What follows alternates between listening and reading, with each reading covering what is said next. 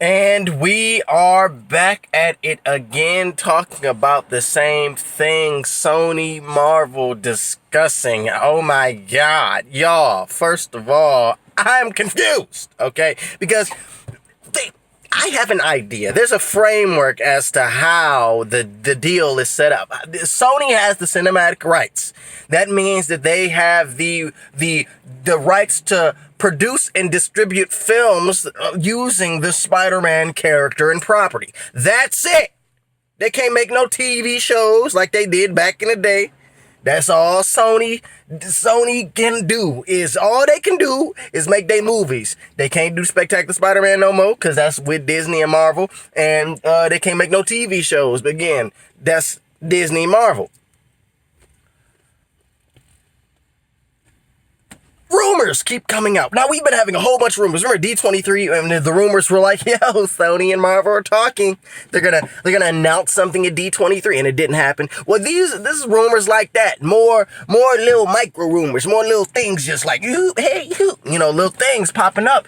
And now, apparently, we got Sony and Disney are back talking. Now, the reason why I'm very confused is because Sony does not have the television rights to Spider-Man. Marvel has it. And Sony, they want to do that Spider-Verse television series. They want to do some live action Spider-Man series. So it's like, I see what they want to do.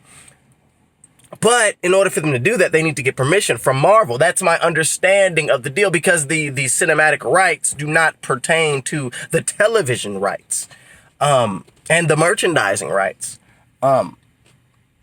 So for them to not do a deal with Marvel to utilize a character that is the most profitable character, superhero, you could damage that relationship. If you want to do a television show with their character, but you ain't gonna do no deal with them. Like, huh? And then the Variety report said that they planned on doing TV shows. And I'm like, how can you, if you got to ask Marvel for permission to do a TV show, but you just said, nah, bro, you can't have Spider-Man in your universe. Like, that don't make sense. You're not gonna say, nah, you can't have Spider-Man in your universe. And then say, yeah, but can we do a show with Spider-Man? You think Marvel gonna say yeah? Like, that don't make sense to me. So, I mean, it only makes sense. It's kind of in the best interest of both parties, and not a rumor talking about 70-30, which is rumored, the previous rumors, that's what Disney wanted to do anyway, 70-30. Or this is just a retracing of this rumor. I don't know, but right now the talk is currently, the new deal, 70-30. Long story short, what I think is actually happening is Sony, they're going to do the deal. They have to do the deal because it's damaging to the relationship. You want to do a Spider-Man television show. Okay, but you ain't gonna let us use your character, but you think we gonna say yes if you do your TV shows. Oh, okay.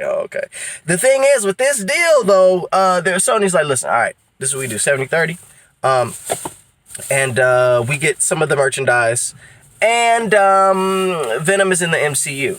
Now, although I don't think the deal can happen without Sony getting a bit of the merchandise, I don't know if Marvel wants to do it. I think it's in Marvel's best interest to do it, and I think they will do it. And I think Sony, ultimately, they're going to get what they want, and what they want is money. They want to make money. Marvel wants to make money. Spider-Man makes a lot of money. Spider-Man, I think it's also very damaging to the relationship with Marvel for Sony to even continue or to create their own Spider-Man franchise using the actor that Marvel chose.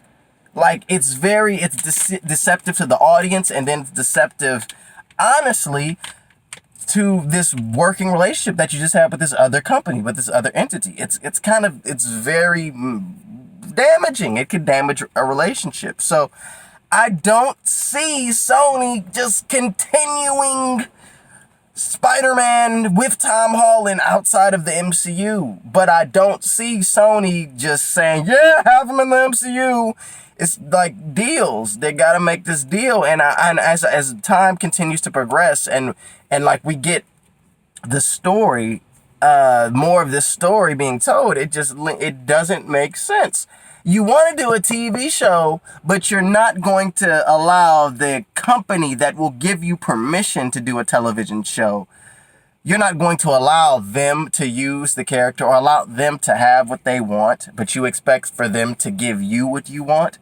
I don't know. Unless my interpretation of how the rules are within these contracts, you know, maybe I'm wrong there. Because if I'm wrong there, then it makes sense for Sony to say, you know what, actually, you're not going to have them in your cinematic universe and we're going to make our TV shows.